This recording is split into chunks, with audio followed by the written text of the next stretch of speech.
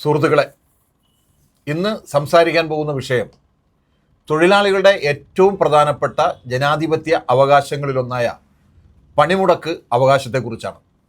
2026 May 21 ലോകത്തിലെ ഏറ്റവും ഉയർന്ന അന്താരാഷ്ട്ര നീതിന്യായ സ്ഥാപനമായ ഇൻ്റർനാഷണൽ കോർട്ട് ഓഫ് ജസ്റ്റിസ് ഒരു ചരിത്രപരമായ വിധി പ്രസ്താവിച്ചു.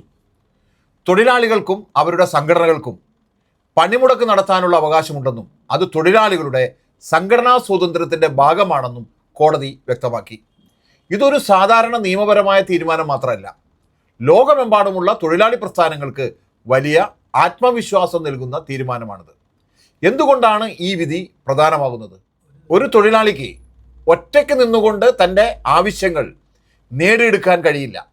എന്നാൽ നൂറുകണക്കിനോ ആയിരക്കണക്കിനോ തൊഴിലാളികൾ ഒന്നിച്ചു നിന്ന് ജോലി നിർത്തിവെച്ചാൽ ഉടമസ്ഥരും സർക്കാരും അവരുടെ ആവശ്യങ്ങൾ കേൾക്കാൻ നിർബന്ധിതരാകും. അതിനാൽ പണിമുടക്ക് എന്നത് വെറും ജോലി നിർത്തൽ മാത്രമല്ല, അത് തൊഴിലാളികളുടെ ശബ്ദമാണ്. അവരുടെ അവകാശങ്ങൾ സംരക്ഷിക്കാനുള്ള ഏറ്റവും ശക്തമായ ആയുധമാണ്. ലോക കോടതി പറഞ്ഞത് എന്താണ്? തൊഴിലാളി സംഘടനകൾക്ക് അവരുടെ താല്പര്യങ്ങൾ സംരക്ഷിക്കാനുള്ള അവകാശമുണ്ടെങ്കിൽ അതിന് പ്രധാന മാർഗമായ പണിമുടക്ക് അവകാശവും അവർക്കുണ്ടായിരിക്കണം. ഇന്ത്യയുടെ ഭരണഘടന സംഘടനകൾ രൂപീകരിക്കാനുള്ള സ്വാതന്ത്ര്യം അംഗീകരിക്കുന്നുണ്ട്. എന്നാൽ ഇന്ത്യയിലെ സുപ്രീം കോടതി വർഷങ്ങളായി പണിമുടക്ക് ഒരു അടിസ്ഥാന അവകാശമല്ലെന്ന നിലപാടാണ് സ്വീകരിച്ചിരിക്കുന്നത്. 1961 പിന്നീട് 2003 സുപ്രീം കോടതി പറഞ്ഞത് പണിമുടക്ക് ഭരണഘടന ഉറപ്പു നൽകുന്ന മൗലിക അവകാശമല്ല എന്നായിരുന്നു. ഇതോടെ തൊഴിലാളികളുടെ അവകാശങ്ങൾ നിയമങ്ങളിലൂടെ നിയന്ത്രിക്കാൻ സർക്കാരുകൾക്ക് കൂടുതൽ സൗകര്യമുണ്ടായി. 2025 പ്രാബല്യത്തിൽ വന്ന ഇൻഡസ്ട്രിയൽ റിലേഷൻ കോഡ് 2020 തൊഴിലാളികളുടെ പണിമുടക്ക് അവകാശത്തെ കൂടുതൽ നിയന്ത്രിച്ചു. ഇപ്പോൾ പണിമുടക്കാൻ തൊഴിലാളികൾക്ക് മുൻകൂട്ടി നോട്ടീസ് നൽകണം. പല ഘട്ടങ്ങളിലുമുള്ള അനുരഞ്ജന ചർച്ചകൾ പൂർത്തിയാക്കുന്നതുവരെ പണിമുടക്കാൻ പാടില്ല.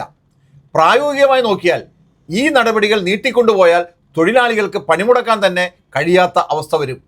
അതായത് നിയമം പണിമുടക്ക് അനുവദിക്കുന്നത് പോലെ തോന്നുമെങ്കിലും യഥാർത്ഥത്തിൽ അതിനെ അസാധ്യമാക്കുന്ന സാഹചര്യമാണ് ഉണ്ടാകുന്നത്.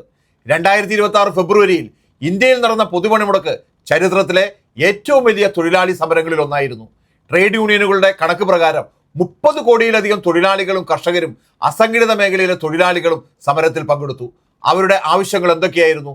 പുതിയ തൊഴിൽ കോഡുകൾ പിൻവലിക്കുക, കരാർ തൊഴിൽ അവസാനിപ്പിക്കുക, വേതനം വർദ്ധിപ്പിക്കുക, തൊഴിലാളികളുടെ അവകാശങ്ങൾ സംരക്ഷിക്കുക. എന്നാൽ സർക്കാരിൻ്റെ പ്രതികരണം പല സംസ്ഥാനങ്ങളിലും അടിച്ചമർത്തലായിരുന്നു. ഹരിയാനയിലെ മനസറിലെ ഹോണ്ട ഫാക്ടറിയിൽ തൊഴിലാളികൾ സമരം നടത്തിയപ്പോൾ നിരവധി യൂണിയൻ നേതാക്കളെ അറസ്റ്റ് ചെയ്തു. നോയിഡയിൽ വേതന വർധന ആവശ്യപ്പെട്ട് സമരം ചെയ്ത തൊഴിലാളികൾക്കെതിരെ ലാത്തിചാർജും കണ്ണീർവാത പ്രയോഗവും നടന്നു. നൂറുകണക്കിന് തൊഴിലാളികളെ അറസ്റ്റ് ചെയ്തു. ലോക കോടതി വിധി ഇന്ത്യൻ തൊഴിലാളികളെ എങ്ങനെ സഹായിക്കുമെന്നതാണ്. ഇന്ത്യ ഇതുവരെ പണിമുടക്ക് അവകാശത്തെക്കുറിച്ചുള്ള ചില പ്രധാന അന്താരാഷ്ട്ര തൊഴിൽ കൺവെൻഷനുകൾ അംഗീകരിച്ചിട്ടില്ല. എന്നാൽ ഇന്ത്യ ഒരു ILO അംഗരാജ്യമാണ്. അതിനാൽ തൊഴിലാളി സംഘടനാ സ്വാതന്ത്ര്യത്തെ മാനിക്കേണ്ട ബാധ്യത ഇന്ത്യക്കുണ്ട്. ലോക കോടതിയുടെ പുതിയ വിധി ഉപയോഗിച്ച് തൊഴിലാളികൾക്ക് അന്താരാഷ്ട്ര വേദികളിൽ പരാതി നൽകാം. തൊഴിലാളി അവകാശ ലംഘനങ്ങൾ ചോദ്യം ചെയ്യാം. ഇന്ത്യൻ കോടതികളിൽ പുതിയ നിയമവാദങ്ങൾ ഉന്നയിക്കാം. സർക്കാരിൻ്റെ അടിച്ചമർത്തൽ നടപടികളെ അന്താരാഷ്ട്ര തലത്തിൽ വെല്ലുവിളിക്കാം. ലോക കോടതി പറഞ്ഞത് ഒരു സുപ്രധാന സത്യമാണ്. പണിമുടക്ക് കുറ്റമല്ല, അത് തൊഴിലാളികളുടെ അവകാശമാണ്. ഒരു തൊഴിലാളിക്ക് തൻ്റെ ജീവിതവും വേതനവും തൊഴിൽ സാഹചര്യങ്ങളും മെച്ചപ്പെടുത്താൻ കൂട്ടായ്മയായി പോരാടാനുള്ള അവകാശമുണ്ട്. നിയമങ്ങൾ മാറിയേക്കാം, സർക്കാരുകൾ മാറിയേക്കാം, പക്ഷേ തൊഴിലാളികൾ ഒരുമിച്ച് നിന്നുകൊണ്ട് അവരുടെ അവകാശങ്ങൾ ആവശ്യപ്പെടുന്ന ചരിത്രം അവസാനിക്കില്ല.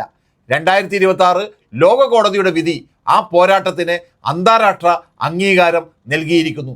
അതുകൊണ്ട് ഇന്ന് ലോക തൊഴിലാളികളോട് പറയുന്നത് ഇതാണ്: നിങ്ങളുടെ പണിമുടക്ക് ഒരു കുറ്റകൃത്യമല്ല, അത് നിങ്ങളുടെ ജനാധിപത്യ അവകാശമാണ്.